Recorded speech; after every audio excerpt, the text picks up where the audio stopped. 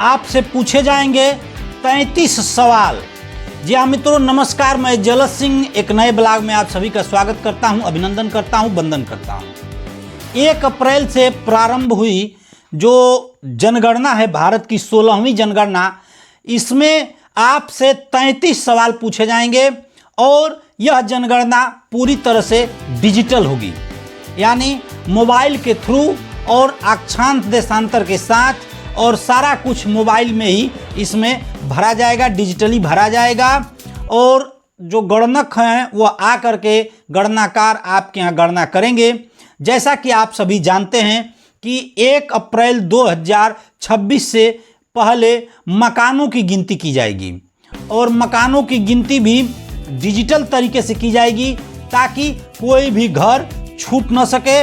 उसमें लोकेशन को फीड किया जाएगा। आपकी ग्राम पंचायत में लोकेशन को जियो टेक्नोलॉजी का प्रयोग करके उसमें जो है लोकेशन को फीड किया जाएगा।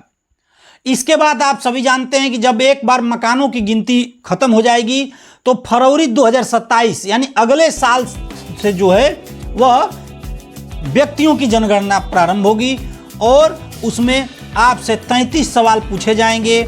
मसलन आपका के बारे में ये पूछा जाएगा कि आपके यहाँ कितने जोड़े हैं, कितने परिवार के लोग रहते हैं, मुखिया कौन है, मकान का नाम किसके नाम से मकान है, और इस तरह की चीज़ें। घर में टीवी है, मोबाइल है,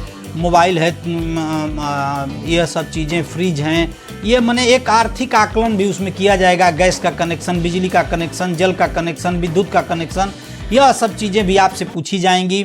ट्रैक्टर की गिनती 4 चक्का वाहन में नहीं होगी। उसके साथ ही जो है आपके यहाँ 4 चक्का वाहन है कि नहीं है, इसकी भी गिनती की जाएगी।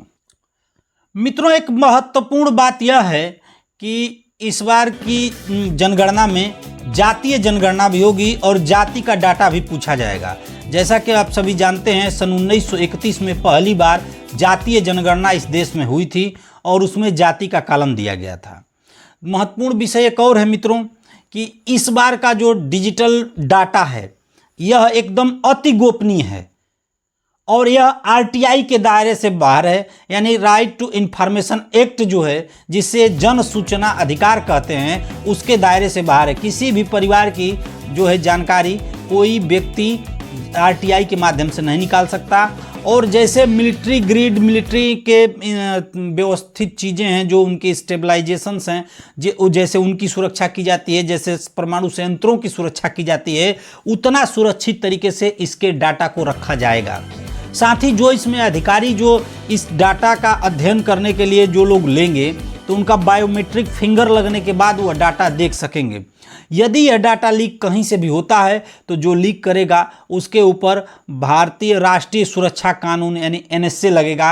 एनएसए से संबंधित जो है बहुत सारी सख्त धाराएं लगेंगी। तो दोस्तों, इसमें एक विषय और है, सेल्फ जनगणना का भी ऑप्शन होगा।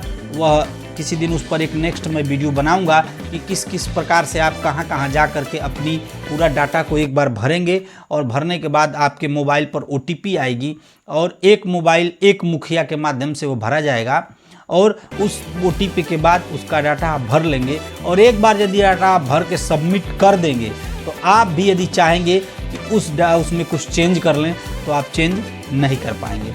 इसलिए सही डाटा आप लोग दीजिए, और पूरा जो है जनगणना के जो 33 सवाल हैं उन सवालों का आप लोग उत्तर दीजिए। अभी मकानों की गिनती प्रारंभ हो गई है, और इस जनगणना में आप लोग भागीदार बन के सब कुछ सही अपना डाटा फीड कराएंगे, ऐसा आशा और विश्वास है। सूचनात्मक वीडियो अच्छी लगी हो तो लाइक शेयर कमेंट जरूर करिएगा। मिलते हैं नेक्स्ट वीडियो में, तब तक के लिए नमस्कार, प्रणाम।